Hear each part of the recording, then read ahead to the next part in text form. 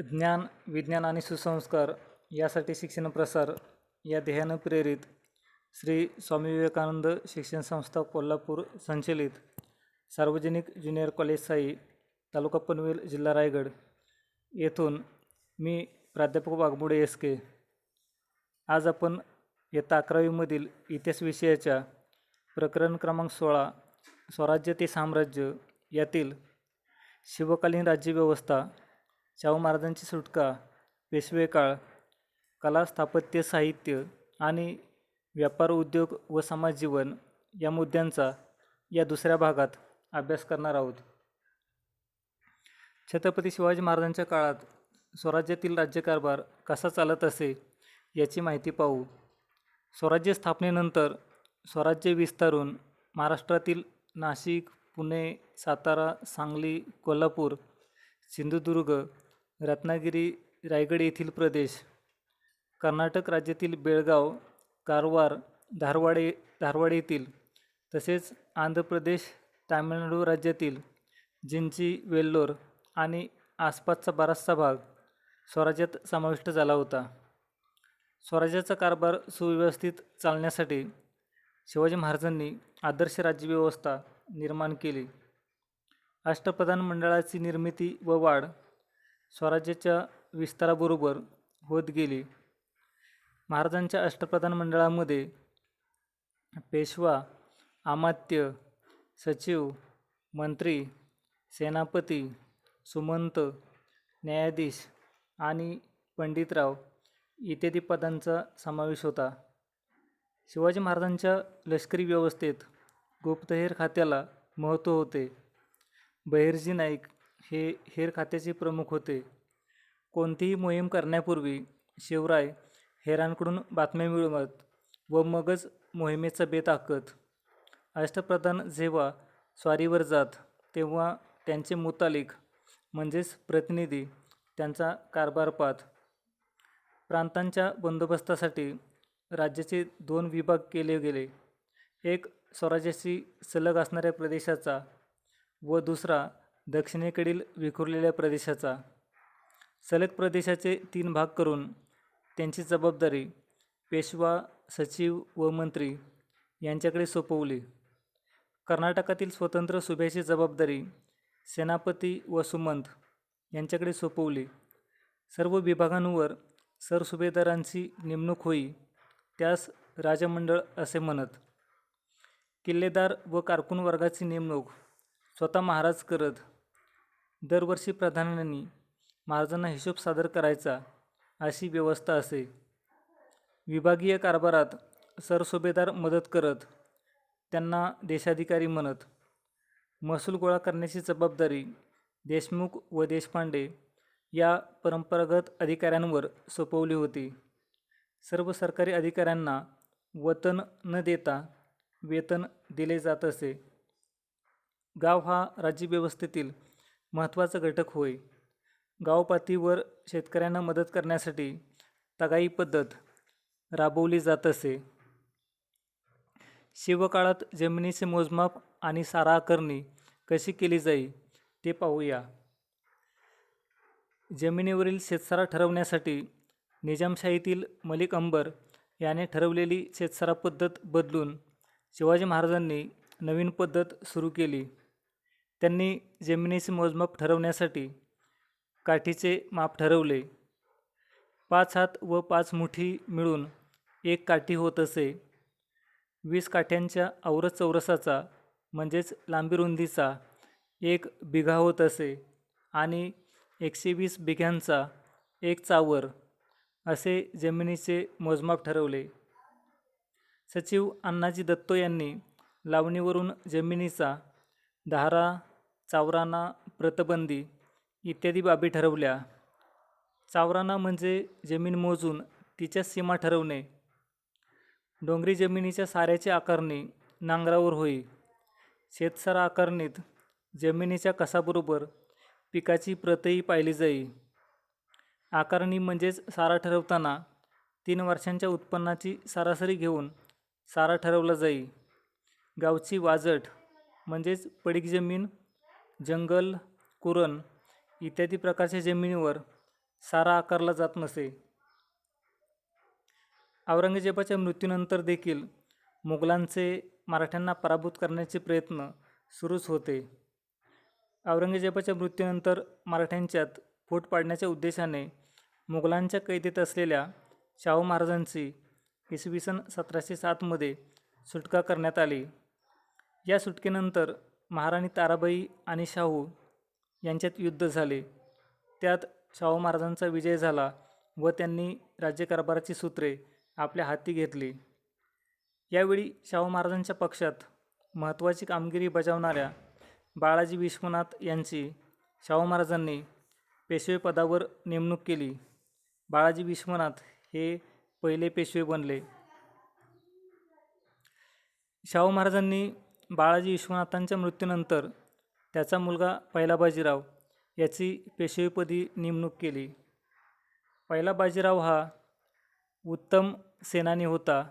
त्यांच्या काळात मराठी साम्राज्याचा विस्तार माळवा, राजस्थान आणि बुंदेलखंडामध्ये झाला. त्यांनी निजामाला नामोहरण केले. पहिला बाजीराव यांच्यानंतर त्यांचा मुलगा बाळाजी बाजीराव उर्फ नानासाहेब यांना पेशवेपद बहाल करण्यात आले. त्यांच्या काळात झालेल्या पानिपतच्या तिसऱ्या युद्धात मराठ्यांचा पराभव झाला. मराठ्यांची सत्ता दुर्बल झाली. बाळाजी बाजीरावांच्या पश्चात त्यांचा मुलगा माधवराव हे पेशवे झाले.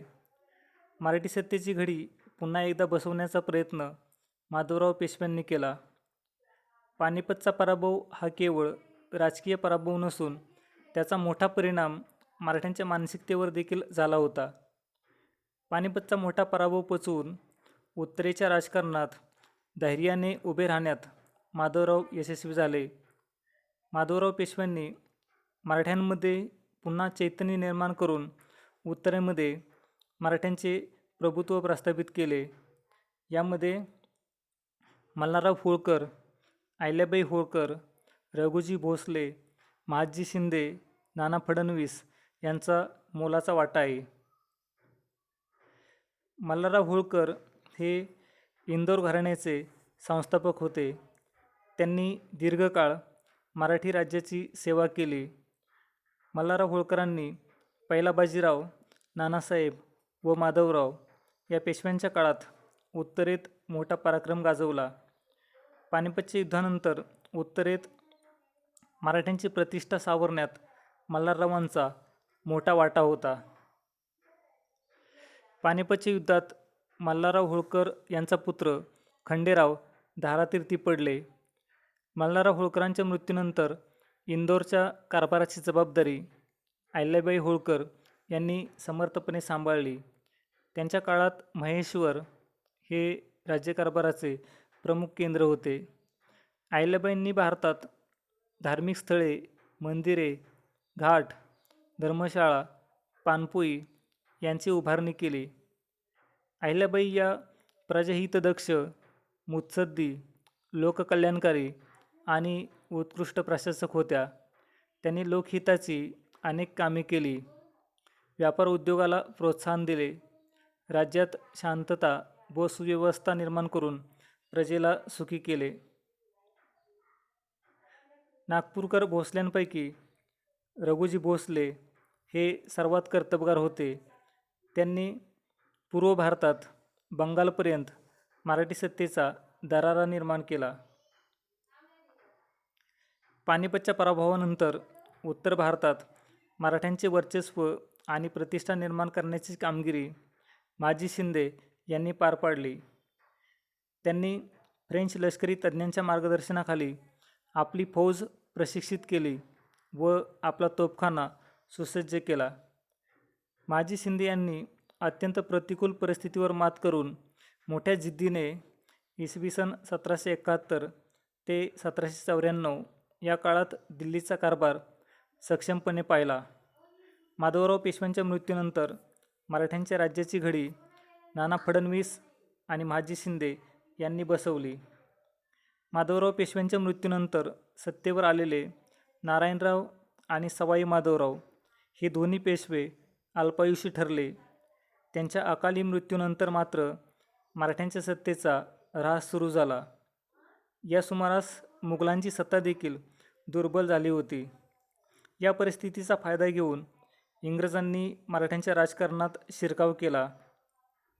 शेवटचा पेशवा दुसरा बाजीराव याच्या काळात इंग्रजांबरोबर झालेल्या युद्धात मराठ्यांची सत्ता पूर्णपणे नष्ट झाली. मराठेशाहीत कला, स्थापत्य व साहित्य या क्षेत्रात कशी प्रगती होत गेली ते पाहूया. प्रथम कलेच्या क्षेत्रातील प्रगती पाहू. सचित्र हस्तलिखित पोथ्या, पटचित्रे व चित्रित पत्रिका, लघुचित्रे आणि काचचित्रे या स्वरूपात मराठी चित्रकलेचा आविष्कार झाला. भगवद्गीता, सप्तशती, भागवत पुराण अशा काही संस्कृत आणि ज्ञानेश्वरी, शिवलीलामृत, पांडव प्रताप अशा काही मराठी ग्रंथांची सचित्र हस्तलिखिते उपलब्ध आहेत. त्यातून दशावताराची चित्रे आढळतात. थोरले बाजीराव, नानासाहेब पेशवे, पिलाजी जाधवराव यांची उत्कृष्ट व्यक्तिचित्रे उपलब्ध आहेत. चित्रकाम वाड्यांच्या दर्शनी भागात, दिवाणखाना व शयनगृहाच्या भिंतीवर आढळते. मंदिरातील मंडपांच्या भिंती, ओवऱ्या, शिखरे, गाभाऱ्याच्या भिंती आणि छत चित्रकामाने सुशोभित केल्याचे दिसते. वाठारचा नाईक निंबाळकरांचा वाडा, मेणवलीचा नाना फडणवीसांचा वाडा, चांदवडचा रंगमहाल, मोरगावचे मयुरेश्वर मंदिर, पांडेश्वरचे शिवमंदिर, बेनवडीचा मठ अशा काही ठिकाणी अद्यापही 18व्या शतकातील भित्तिचित्रे आहेत. या भित्तिचित्रांचे विषय मुख्यतः पौराणिक आहेत. त्यात रामायण, महाभारत आणि पुराणे यातील प्रसंग आहेत. दशावतार व कृष्णलीलांची चित्रे सर्वत्र आढळतात. मराठी अंमलात मुख्यतः भजन कीर्तन होई, वीरवृत्ती निर्माण करणारे पोवाडे, वाङ्मय या काळात तयार झाले. उत्तर पेशवाईत लावणी वाङ्मयाला भर आला. या क्षेत्रात अनंत फंदी, प्रभाकर, राम जोशी, सगनभाऊ व होनाजी बाळा यांनी मोठा लौकिक मिळवला. मराठेशाहीत लावणी नृत्य, कोळी नृत्य, गजनृत्य, वाघ्या-मुरळीचे नृत्य, वासुदेवाचे नृत्य यांची जोपासना झाली. संगीत कलेचीही उपासना केली गेली. आता स्वराज्यात स्थापत्य क्षेत्रात कसा विकास होत गेला ते पाहूया. शिवाजी महाराजांनी दुर्ग स्थापत्याला प्राधान्य दिले होते. दख्खनमध्ये 3 शतके किल्ल्यांची रचना झाली होती. त्याचा उपयोग महाराजांना झाला. पुण्यातील कसबा गणपती व विठ्ठलवाडीचा विठोबा या मंदिरांचा वीरमाता जिजाबाईंनी जीर्णोद्धार केला. पेशवे काळात राज्यात संपन्नता आली आणि सर्व प्रकारच्या कलाशिल्पाला नवचैतन्य प्राप्त झाले. पुणे, सातारा, नाशिक या शहरात फरसबंद रस्ते, दुतर्फा चिरेबंदी वाडे, कमानदार वेशी ही स्थापत्य आकाराला आली.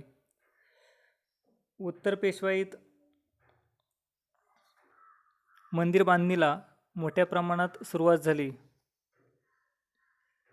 यादवकालीन घाटाची मंदिरे सासवड, माहुली, जेजुरी अशा ठिकाणी दिसतात.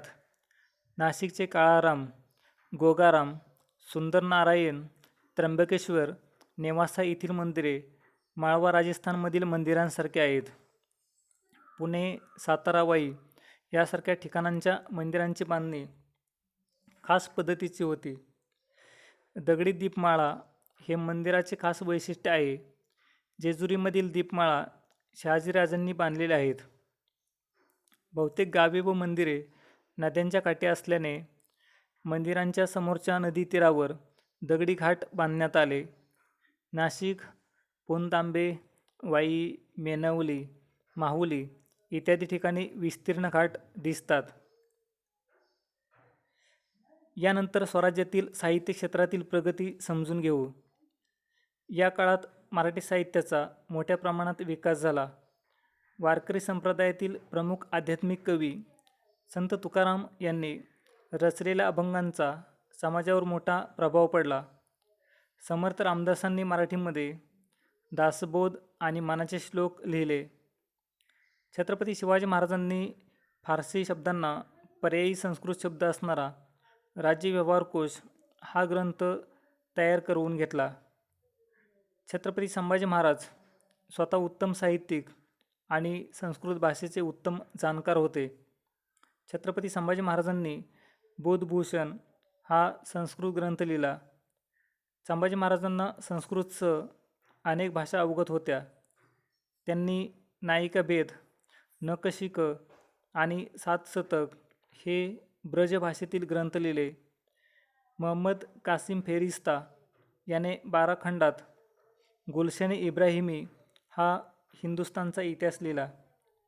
18व्या शतकात वामन पंडित यांनी यथार्थ दीपिका, रघुनाथ पंडित यांनी नलदमयंती स्वयंवर, श्रीधर नाझरेकर यांनी पांडव प्रताप, हरिविजय, रामविजय तसेच मोरोपंत यांनी महाभारताचा अनुवाद केला.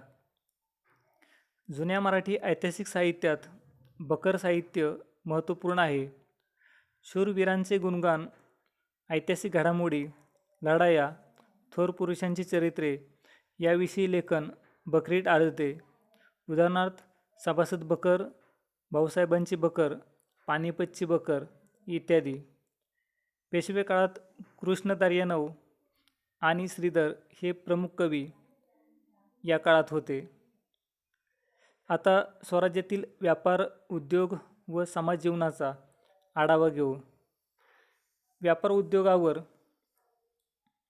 राज्याची आर्थिक भरभराट होते याची जाणीव शिवाजी महाराजांना होती. शिवाजी महाराजांनी ठिकठिकाणी पेटा बसवून व्यापाऱ्यांना व उद्योजकांना प्रोत्साहन दिले. चौल, दाभोळ, केळशी, रत्नागिरी ही या काळातील महत्त्वाची बंदरे व व्यापारी उलाढालीची केंद्रे होती. या काळात कापड उद्योग, धातुकाम, साखर उद्योग हे प्रमुख उद्योग होते. स्वराज्यातील उद्योगांना संरक्षण देण्याचे शिवाजी महाराजांचे धोरण होते. पोर्तुगीजांच्या ताब्यातील प्रदेशातून स्वराज्यात मोठ्या प्रमाणात मीठ आयात होत असल्याने स्वराज्यातील मीठ उद्योगावर प्रतिकूल परिणाम होत होता. कोकणातून उत्पादित होणाऱ्या मीठ उद्योगाला संरक्षण मिळावे म्हणून शिवरायांनी स्वराज्यात येणाऱ्या पोर्तुगीजांच्या मिठावर मोठी जकात बसवली. त्यामुळे ते मीठ महाग होऊन त्याच्या आयातीत घट झाली. स्थानिक मिठाची विक्री वाढली. राजकीय विस्तार आणि व्यापारी हालचालींमुळे मराठी राज्यात शहरीकरणाचा विकास झाला. विविध उद्योगधंदे, व्यापार, व्यवसाय यामुळे अनेक शहरे उदयास आली. पेशवे काळात शहरीकरणाचे प्रमाण अधिक वाढले. पेशव्यांनी पुणे येथे आपली राजधानी केल्यामुळे पुण्याचा विस्तार मोठ्या प्रमाणात झाला. अनेक बाजारपेठांची संख्या वाढली. पुणे, इंदापूर, सासवड, जुन्नर, कल्याण, भिवंडी, वेंगुर्ला, पैठण, कोल्हापूर, सातारा, अहमदनगर, कोकणातील अनेक लहान मोठी बंदरे व्यापार उद्योगाच्या निमित्ताने भरभराटीला आली होती. गाव अथवा खेडे हा स्वराज्यातील एक महत्त्वाचा घटक होता. खेडी सर्व बाबतीत स्वयंपूर्ण असत. प्रत्येक खेड्यात 12 बलुतेदार असत. त्यांचे व्यवसाय वंशपरंपरेने ठरलेले असत. बलुतेदारी पद्धतीमधील प्रत्येक व्यवसायाला समाजात निश्चित असे एक स्थान होते. मोठ्या खेड्यात आठवड्याचा बाजार भरवला जात असे. अशा खेड्याला कसबा असे म्हटले जाई. त्यात लोक दैनंदिन गरजेच्या लागणाऱ्या वस्तू खरेदी करण्यासाठी येत असत. तत्कालीन महाराष्ट्रातील समाजात सरदार, वतनदार, बलुतेदार आणि रयत असे वर्ग होते. ग्रामीण भागात रयतेमध्ये शेतकऱ्यांची संख्या अधिक होती. महाराष्ट्रात वाई, नाशिक, पैठण इत्यादी ठिकाणी पाठशाळा चालवल्या जात. समाजामध्ये पारंपरिक सण उत्सव, व्रतवैकल्ये उत्साहाने साजरे केले जात. सण उत्सवांना राज्यव्यवस्थेकडून प्रोत्साहन मिळत असे. सामाजिक उत्सवांमुळे लोकांमध्ये नवचैतन्य निर्माण होण्यास मदत होत असे व ऐक्याचे वातावरण निर्माण होत असे. धन्यवाद.